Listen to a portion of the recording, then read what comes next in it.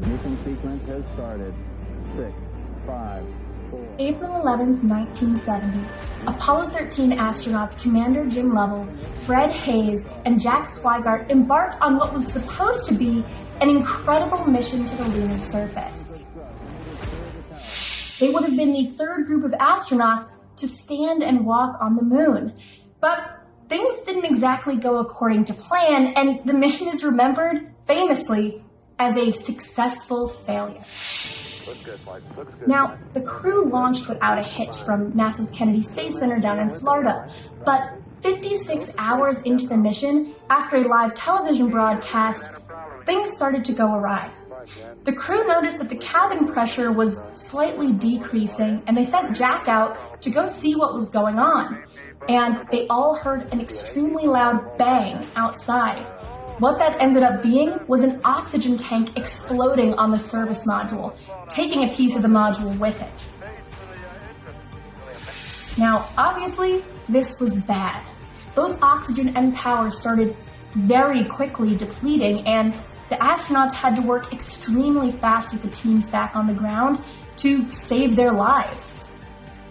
So what they ended up figuring out was they shut down the power for the command module, because they would need that later for re-entry, and they hopped in the lunar module, using it almost like a lifeboat out in space.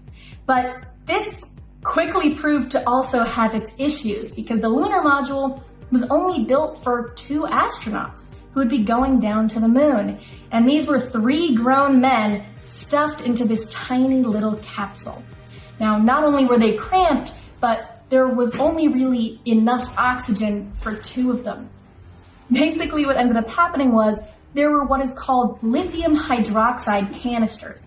Canisters that held this chemical that helped to clean carbon dioxide out of the air so that they could breathe well. But those canisters were only meant for 2, and quickly carbon dioxide started increasing in the air. So they grabbed the canisters that were on the command module, but another roadblock. The canisters on the command module were, of course, a different shape. So, using extreme astronaut ingenuity, duct tape, of course, plastic bags, and even some hoses from spacesuits, they were able to finally configure a DIY ventilation system, and, at least for as long as they needed it, they could breathe. So they finally bounded around the far side of the moon and reached the last leg of their journey.